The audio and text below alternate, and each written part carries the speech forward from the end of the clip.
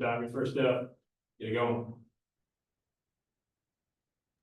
Okay, I think Oliver said me. Hey guys, um, How you doing? I'm good, good.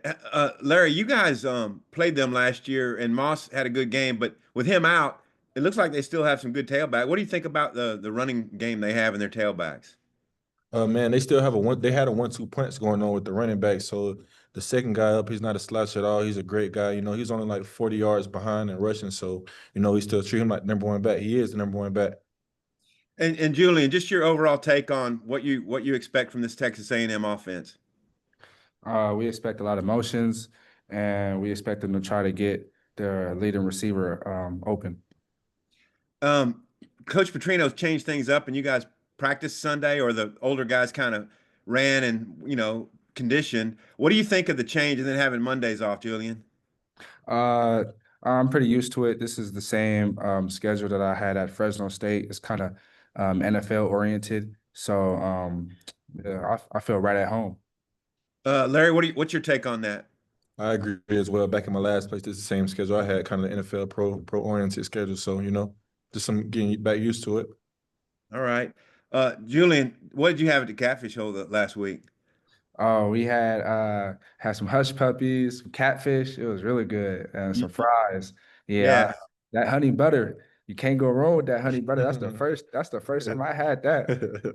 All right, then. All right. I'm sure some other guys have questions. Thanks, guys. No problem. Thank you. Trey, go ahead. Yeah, you kind of got to have to go in with the mindset that you're only going to have so many hush puppies. Man, I almost So took the whole plate.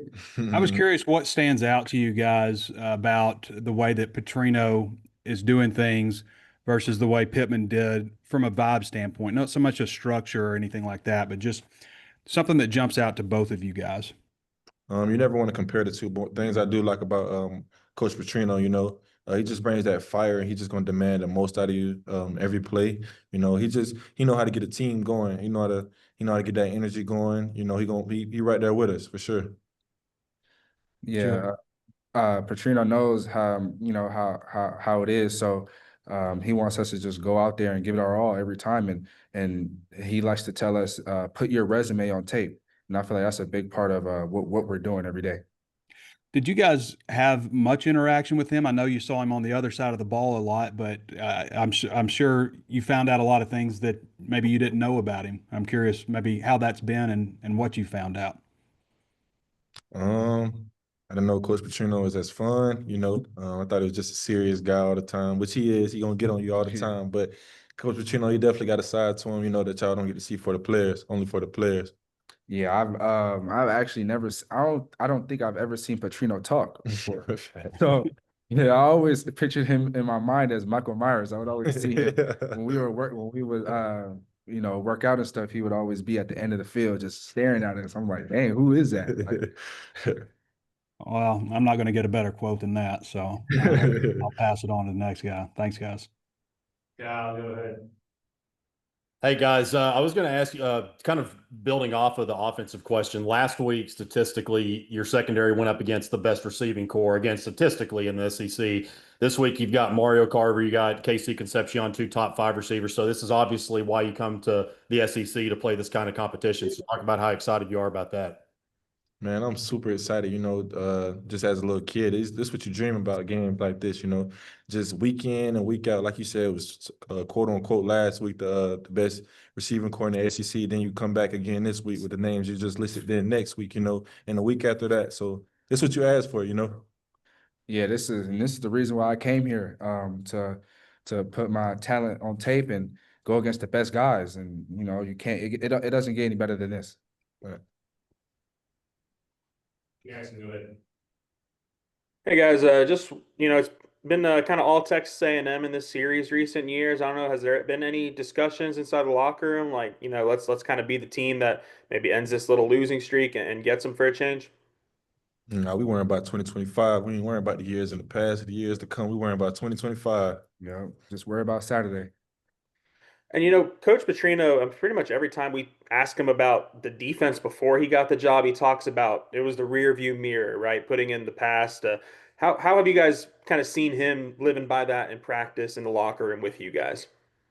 Man, it's just one of them things. We trying to go 1-0 every day. It's not even like from the previous game, just 1-0 every day, 1-0 every single play. Like we're not worrying about the previous games or the previous plays. It's how can we get better on that exact play that we're in. Yeah, we have the newborn baby mindset. Just forget about it. Next play, make a play. Correct.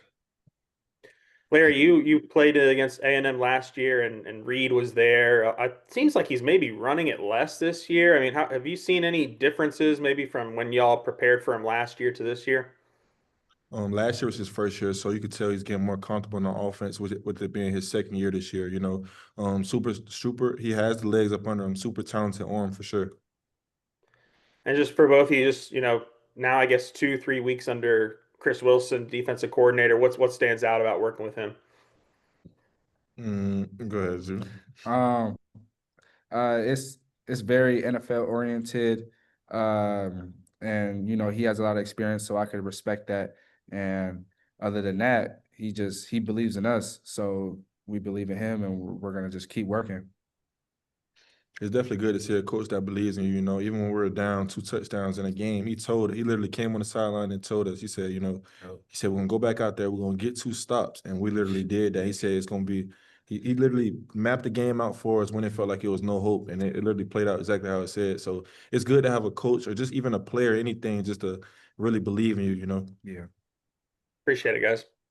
Thank you, Thank you. Close it up, Tom. Tom. I'm back.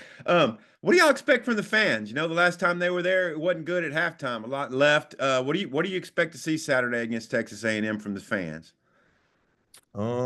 We expect to see a packed house, but we're football players. We kind of don't worry about the surrounding. We worry about what's on that green grass, and that's all we can control. We just control our controllables. Yeah, like Larry said, control the controllables and go out there and play, shine, and just do your job.